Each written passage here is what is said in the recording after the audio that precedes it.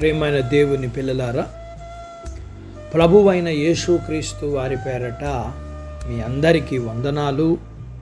ప్రభువు పేరట మీ అందరికీ శుభములు, దీవెనలు కలుగునుగాక. ఈ ఉదయకాలం పరిశుద్ధ గ్రంథము నుండి దేవుని వాక్యాన్ని చదువుకుందాం. మత్తయి సువార్త 18వ అధ్యాయము 22వ వచనాన్ని చదువుకుందాం.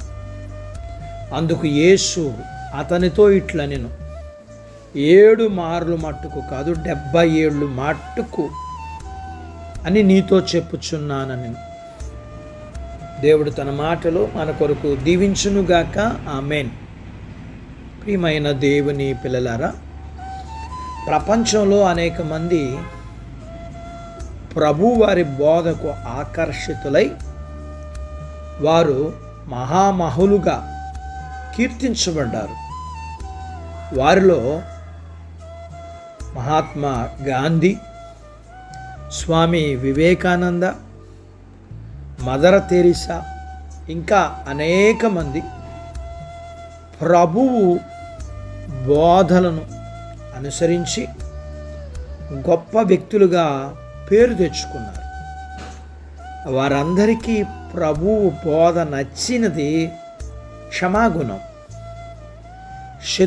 శత్రువుని ప్రేమించమని ప్రభువారు చెప్పినప్పుడు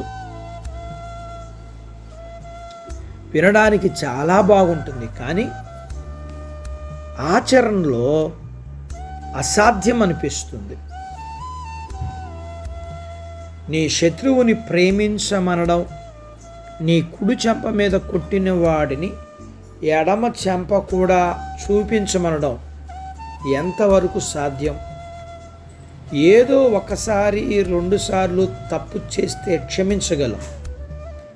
పదే పదే మనకు నచ్చని పనులు చేస్తుంటే, బాధ పెడుతుంటే ఎలా క్షమించగలం? ఎంతకాలం ఓర్చుకోవాలి? ఎన్నిసార్లు క్షమించాలి అన్న సందేహానికి సమాధానం దొరక్క బాధపడతాం. అయితే ప్రభువారు 77 మట్టుకు అని చెప్పారు. 70 సార్లు అని 490 సార్లని చెప్పుకుంటాం అనుకుంటాం. క్షమించడం అలవాటు చేసుకోవాలనేది దేవుని ఉద్దేశం. 7 అనేది సంపూర్ణతకి, పరిపూర్ణతకి గుర్తు కాబట్టి దీనికి అయితే క్షమించడానికి పరిమితే లేదు. మనిషి జీవితాంతం క్షమిస్తూనే ఉండాలి. క్షమించడం అంటే ప్రభువారు చెప్పారు కాబట్టి ఏమీ అనకుండా వదిలేయటమే కాదు, మనసులో వారి పట్ల కోపం కూడా ఉండకూడదు. మనుషులకుండే బీపీ వల్ల కోపగించుకోకుండా ఉండలేరు. అది ఉద్దేశపూర్వకంగా కాకపోయినా వెంటనే క్షమించగలగాలి. క్షమించడాన్ని అలవాటు చేసుకోవాలి. క్షమించలేకపోవడం వల్ల ఎన్నో నష్టాలు జరుగుతాయి. పగ, ప్రతీకారం పెరుగుతాయి. తలచుకుంటే మన మనసుకు నెమ్మది ఉండదు. ఏదో ఒకటి అనేదాకా, చేసేదాకా మనసు ఊరుకోదు. క్షమించటం వల్ల సమాధానకరమైన వాతావరణం ఉంటుంది. దేవుడు చెప్పినట్లు నడుచుకుంటున్నామన్న తృప్తి ఉంటుంది. శత్రువులకు ప్రేమించడం అంటే వాళ్ళని క్షమించడమే.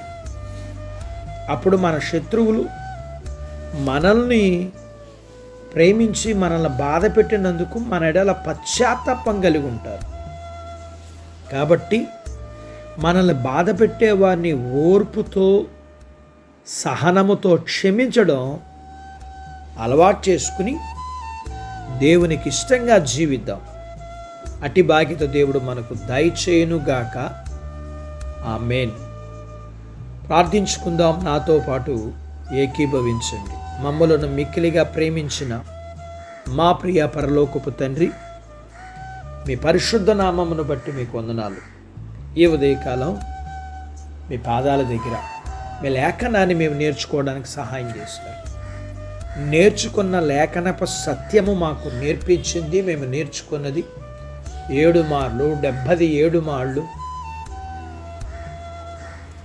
ఆ యొక్క మాటలో మీ ఆంతర్యం, మీ ఉద్దేశం మా జీవితకాలం అంతా మేము క్షమించేవారిగా ఉండాలని ఒక ప్రాముఖ్యమైన సంఖ్య, ఒక విస్తారమైన సంఖ్య, ఒక చిన్నది ఒక పెద్దది అనగా మేము చిన్నగా ప్రారంభించి పెద్దగా ఎక్కువగా జీవితకాలం అంతా క్షమించే అలవాటుని మేము కలిగి ఉండాలని మీరు మాకు చెప్తుండగా, అలాంటి జీవితాన్ని, శత్రువులను ప్రేమించడం అనగా వారిని క్షమించేవారిగా మేము ఉండగలగటానికి మాకు సహాయం చేయండి. మీ పిల్లలను దీవించండి. చిన్న బిడ్డలను, యవనస్తులను, వృద్ధులను, స్త్రీలను, పురుషుల్ని మీరు దీవించండి. వారి చదువులు, ఆరోగ్యాలు, ఉద్యోగ ప్రయత్నాలలో విజయాలు ఇవ్వండి. ఉద్యోగాలలో ప్రమోషన్స్ ఇవ్వండి. చేతి పనులు, వ్యాపారాలు, పొలాలు, పశువుల్ని దీవించండి.